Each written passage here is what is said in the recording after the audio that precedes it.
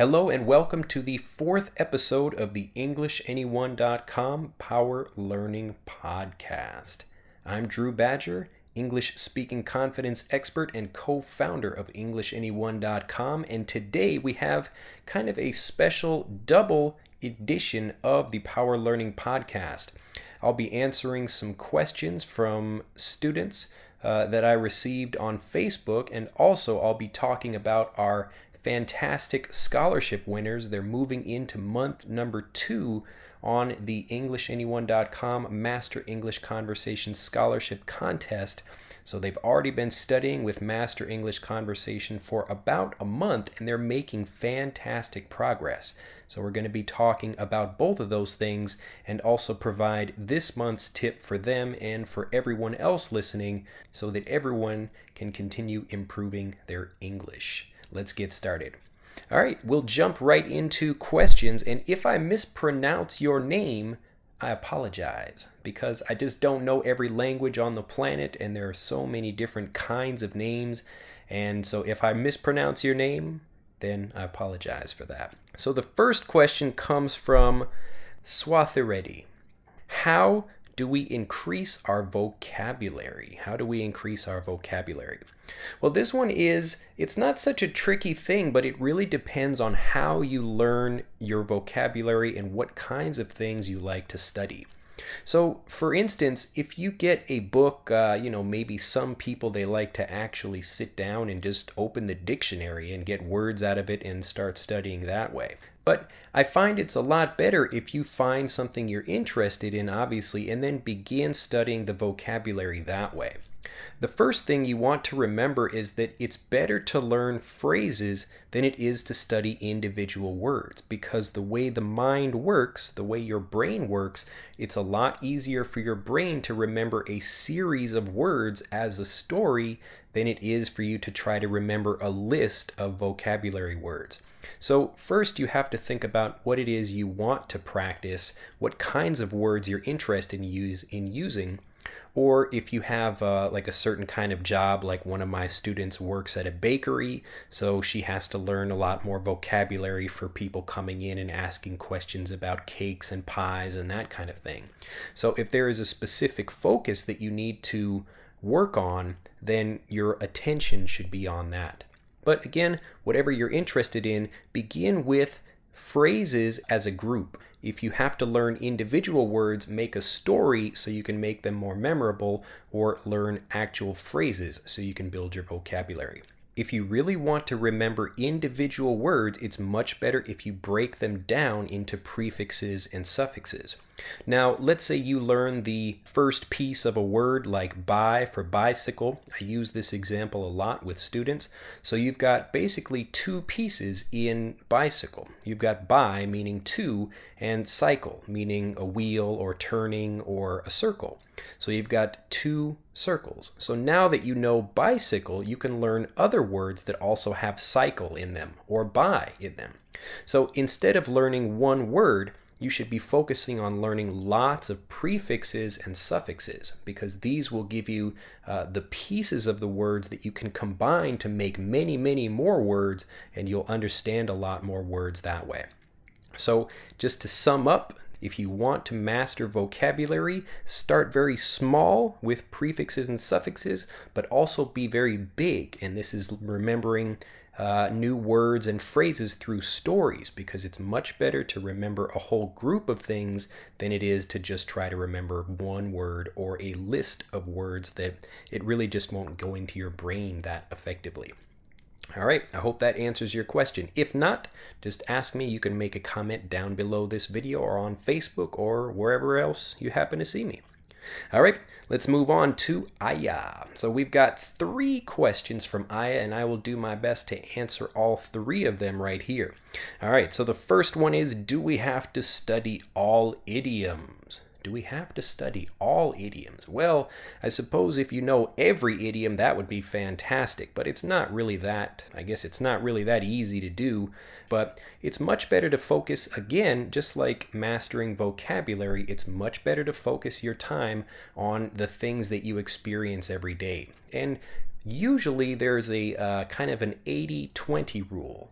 So you don't need to learn 500 words, you only need to learn maybe 100 words, and then you can use those, and you use those more frequently. So listen to movies and you will tend to hear people using a lot of the same idioms over and over again. There are certain idioms for business, there are certain idioms for sports, certain idioms for romantic relationships, and a lot of these you hear them over and over again, and those are the things that you should be listening for. So don't worry about trying to memorize a whole list of idioms.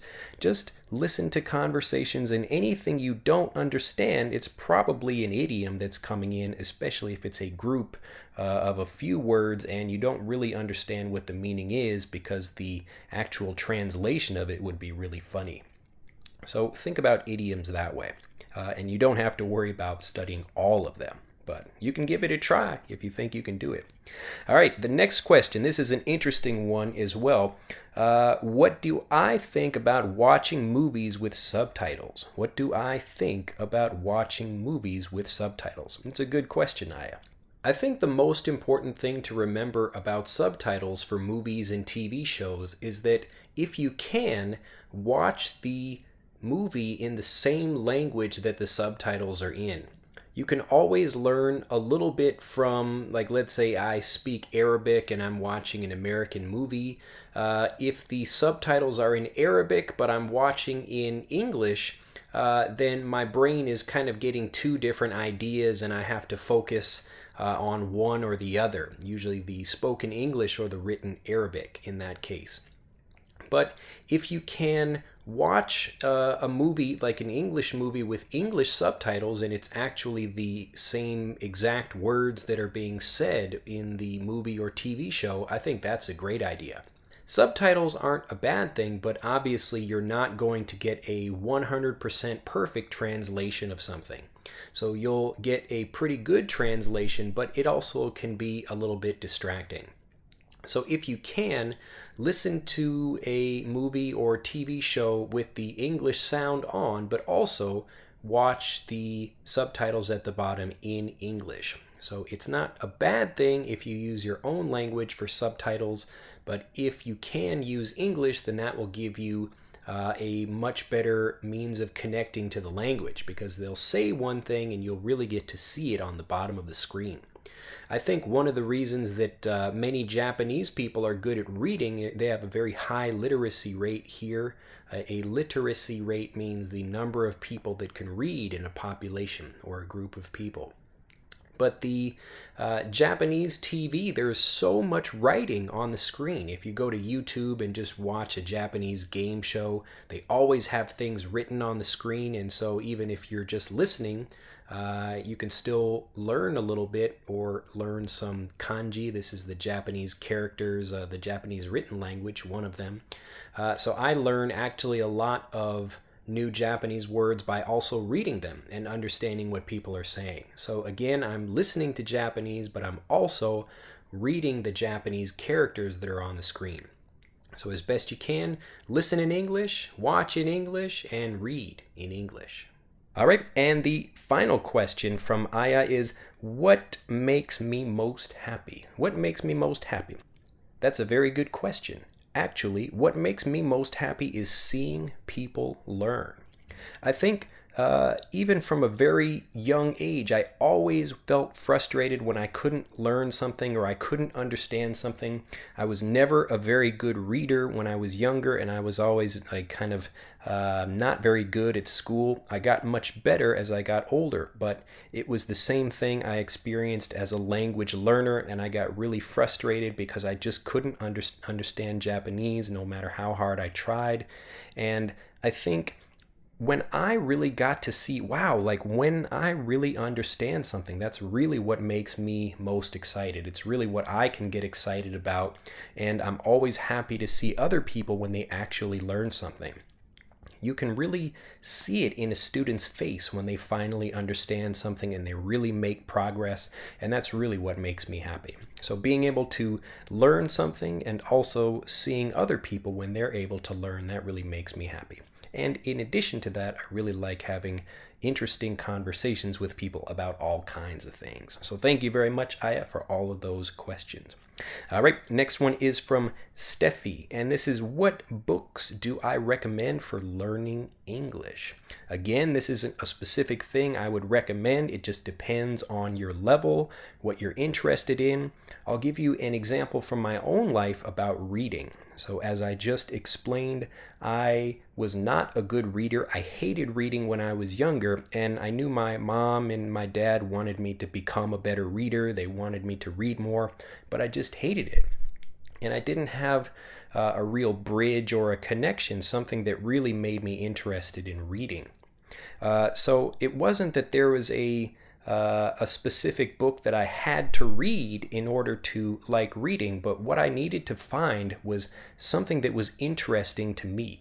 And it was actually Eastern philosophy. It was a comic book I found that got me really interested in wanting to read more. And the only way I could learn more about that subject was by reading. I couldn't watch movies about Eastern philosophy, really. Maybe there are some, but I couldn't find any. So the thing that I want you to think about is find something that you're really interested in. If you like flowers, then read a book about gardening or flowers. Or it's the same thing with movies. If you like action movies, then watch an action movie in English. You shouldn't be looking for a specific, this is a good book for learning English, because for each person, it's a different kind of thing.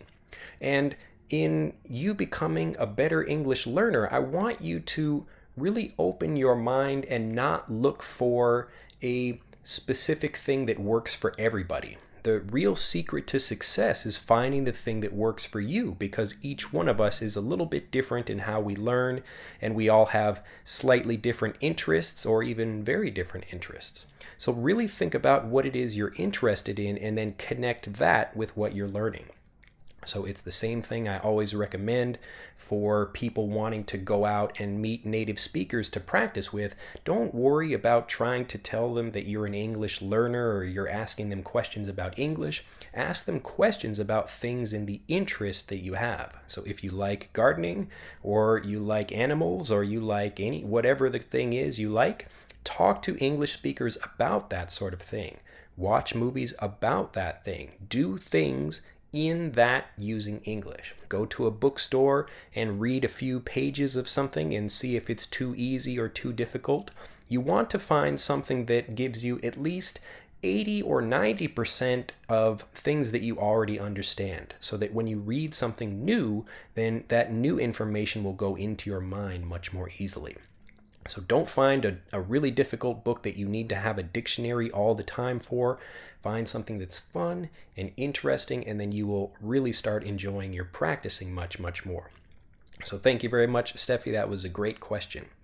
And last one is from Claire about actually English learning. So this one is, where can we find good resources, good free resources for downloading things for test preparation? Now, in my case, I don't focus on teaching for tests. I like to help students build their vocabulary, and that is effective for taking tests, but I honestly wouldn't know. I'm not the best person to ask about where people should go to get free information about that. But I'm sure there are plenty of videos online, especially at YouTube, and there are a lot of other free resources that you can use in order to experience much higher scores on your tests. So if you search for the specific tests you're going for, and for searching, keep in mind that many English speakers are typing these pages. So, try to think like an English speaker, and so I am looking for TOEIC test prep or something like that, and you'll get lots of information about that from other people. So I apologize, Claire, that I don't have more examples of specific things for tests, but there are plenty of resources out there, I'm sure. One thing connected to this that I will say is that really think about what your goal is. If there is a specific test you have to take and you have to get a good score on that, then do study a specific test prep book if that's really what you want to do. But if you really want to become a confident, fluent speaker, there are much better ways to do that. And so you shouldn't worry about a test so much unless that's exactly something required by a school or a job or something like that. All right, the last question is from Trip, another friend of mine on the teachers circuit here, another fellow teacher, and he asked me, how long have I been in Japan? How long have I been in Japan? Well, I came to Japan in 2003, so it's been almost 10 years now, but on and off. I really love this expression. It's a very simple way of saying that you start something and then stop and then start it again for a little while and then stop. This is to do something on and off. On and off. Just like a light switch. Click, click, click, click, on and off. So I've been in Japan maybe, I'd say about 8 years. But if you want to say on and off, I've been in Japan about 10 years. So I lived in Japan from 2003 until 2006. And then I moved to Alaska, and I lived in Alaska for a few months. And then I lived in Seattle for about 2 years. And then I came back to Japan, and I've been here for, I guess, 5 or 6 years now. So it's been on and off about 10 years. Well, I hope those answered people as best they could. I'm always happy to ask or answer questions, I should say. I've got lots of questions of my own, but if you have any more questions about how to learn, just comment below this video. I'd love to answer more questions from people. It's more interesting than me just talking about random things all the time. So if you do have questions, and I'm sure you do, just go ahead and ask me. There's no such thing as a bad question, and I'm always happy to reply with an answer as best I can. All right.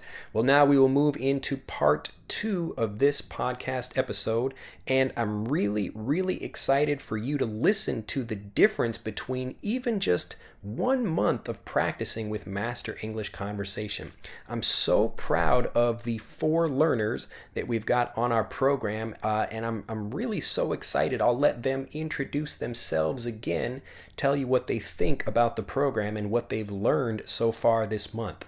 So if you remember last month, I gave a kind of special tip for everyone, and this was how to kind of improve your accent and how to really get into the flow of English, just the way I'm speaking right now, by focusing on just one sound. Listen to the episode 3 of the Power Learning Podcast to hear more about that.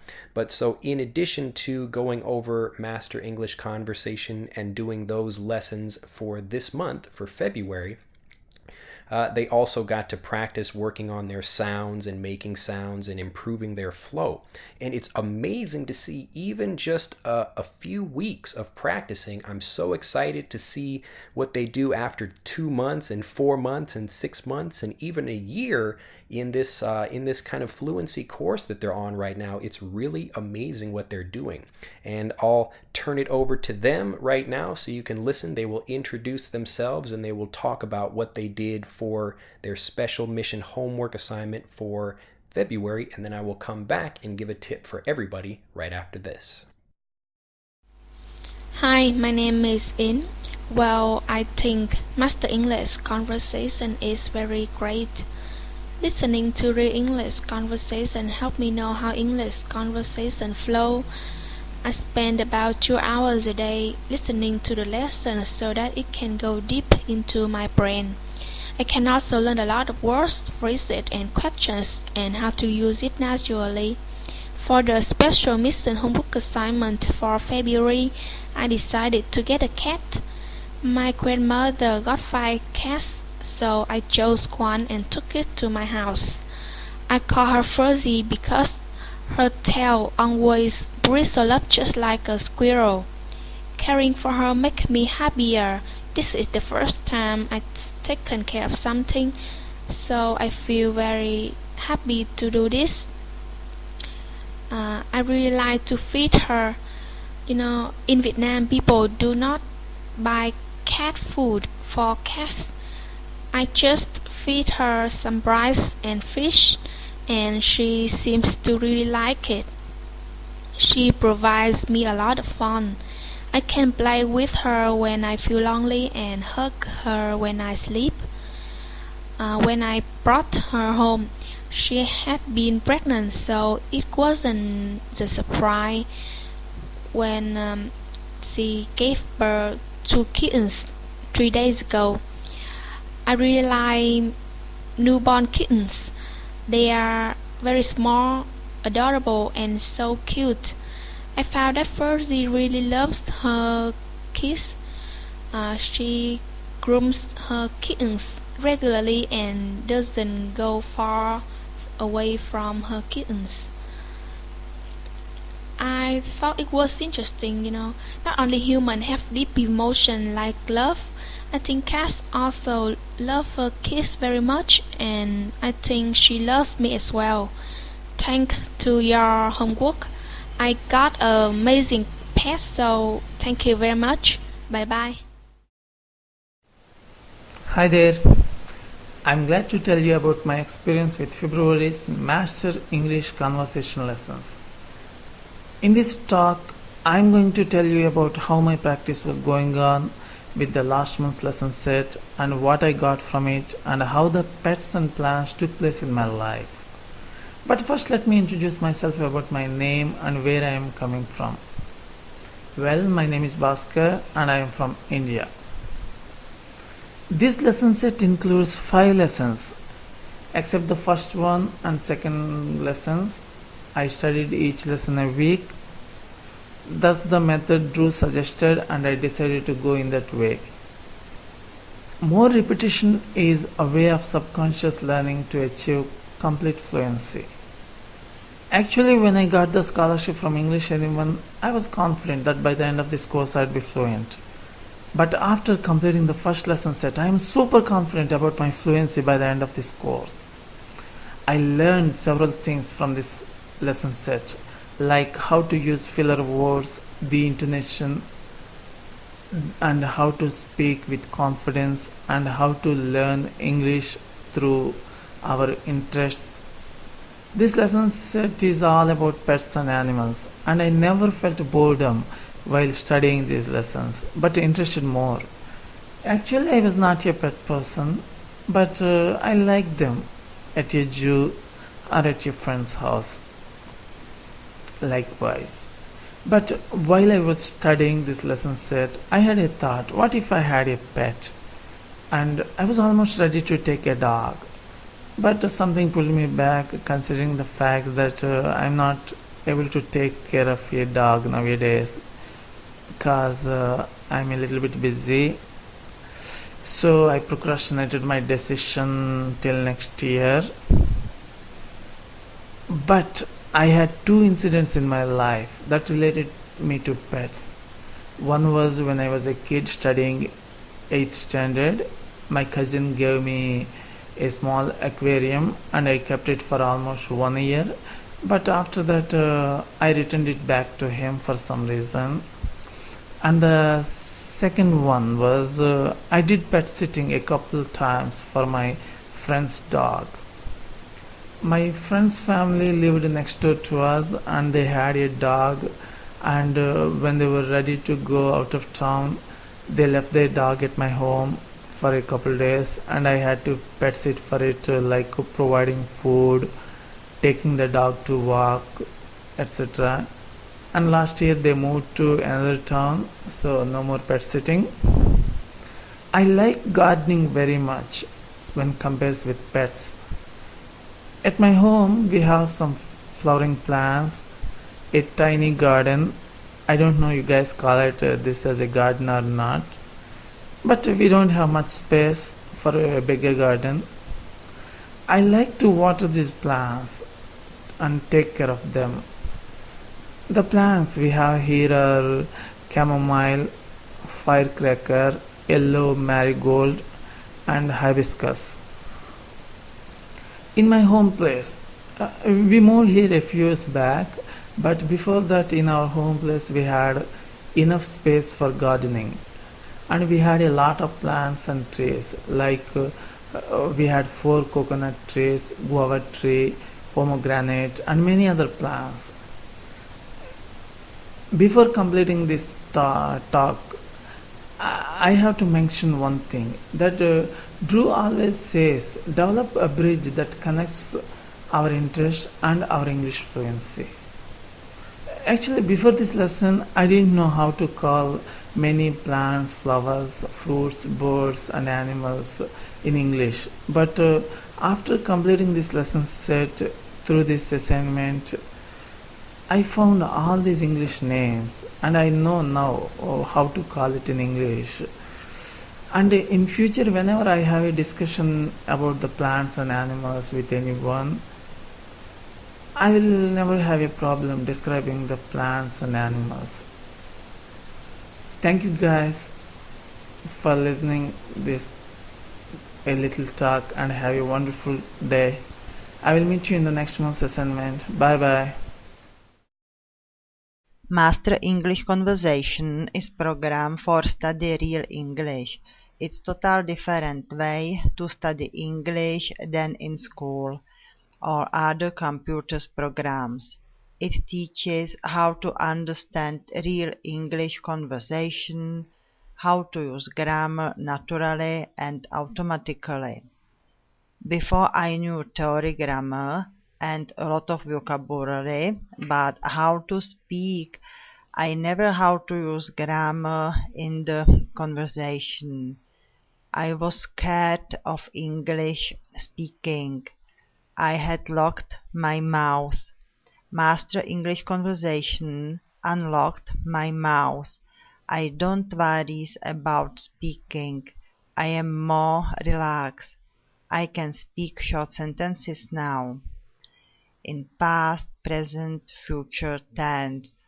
It's great for me. I can retell the short conversation. For the special homework for February, I got 2 goldfish. My sons gave them names. First one is James Bond, second one is Indiana Jones. First we had to prepare a goldfish tank. Clean out tank with water. Clean decorations with water. Do not use soap. Add decorations. Fill tank with water. The optimum water temperature in a goldfish tank is between 20–22 degrees Celsius. Add fish to tank. We must change 1/4 of water monthly. Goldfish love to eat and eat and eat. We may feed several times daily. Goldfish are social fish, so we have 2 fish. Life 5–10 years. Do goldfish sleep? It's a great question because the answer is both no and yes. No, they do not ever close their eyes. They actually physically can't close their eyes. But yes, they do sleep. They sink to a low position in the water and not to move. They do this several times per day. Every information about fish I found on internet. Every day I said my goldfish, "Hello, how are you? What we do today?" Then I continued with, "We can watch TV or listen music." Then my goldfish James Bond and Indiana Jones replied, "We can listen English anyone." Then I went, "We listened this lesson yesterday." And James was like, "We like it, we want to listen it repeatedly." And surprised I said, "Oh, really? I have to study English every day now."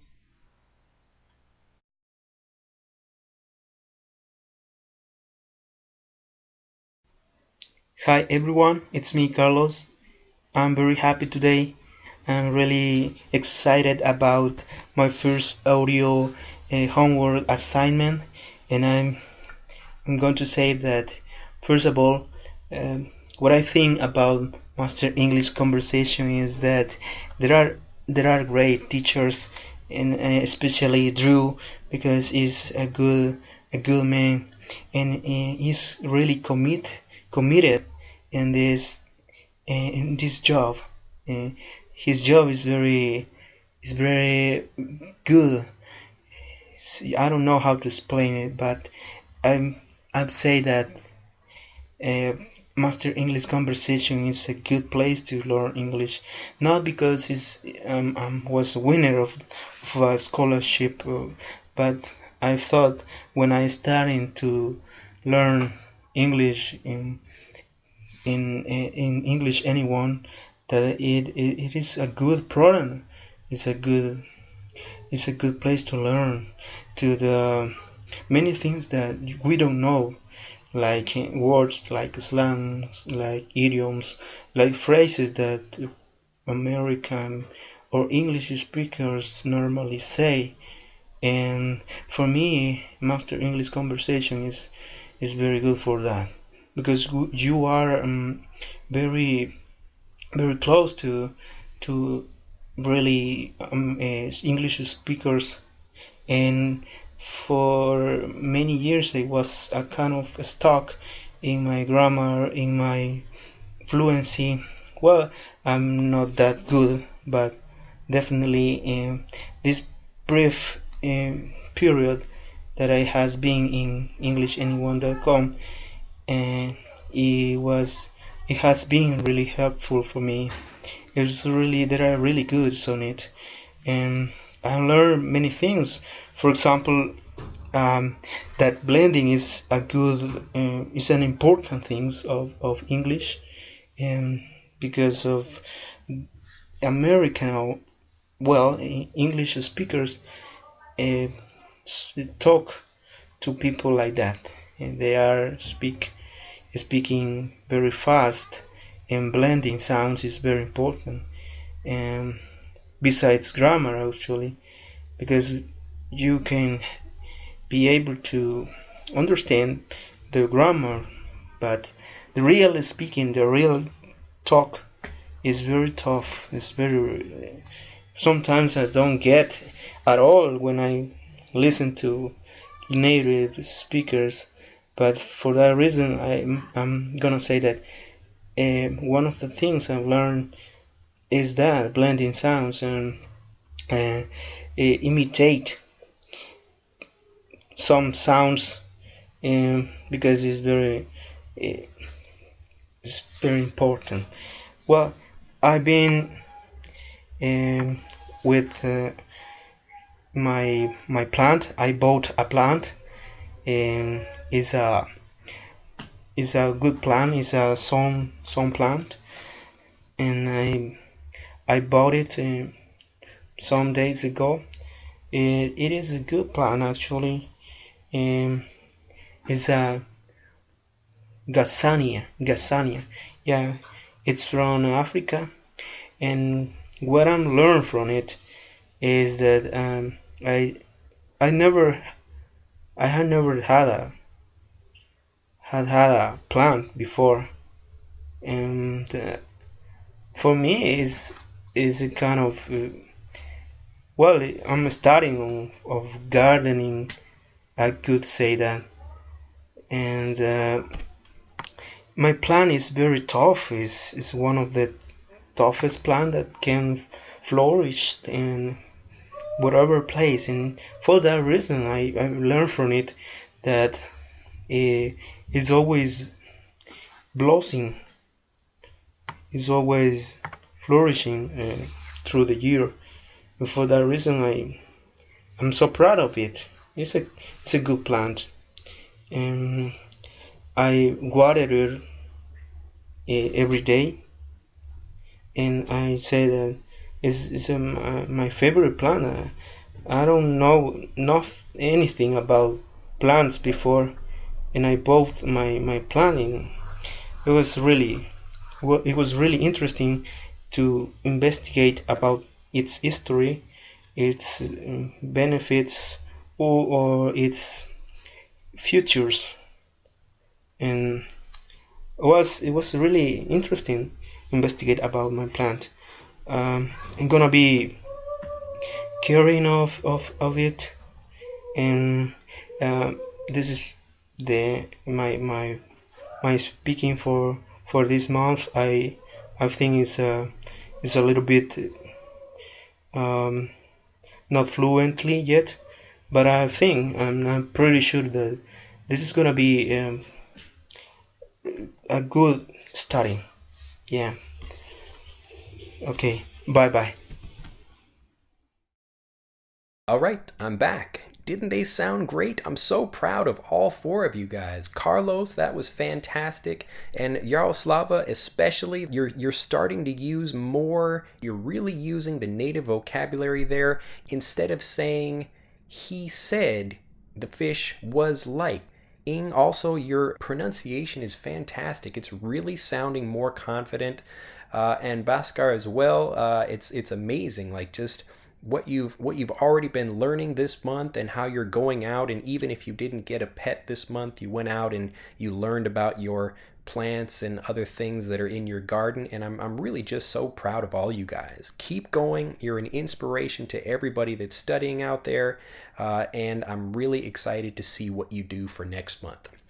Well, to help you move along to next month, so again, last month we practiced on improving your accent by focusing on just one sound, but now I want to move a little bit deeper into fluency, and this is finding your wedge, or finding your kind of cut into something. Remember that you should only be focusing at least most of the time on something you're interested in doing in English. This is the real key to getting in, and I want you to take kind of two things. The first one is something you're really interested in, and the second thing is using one of your talents in order to get fluent faster.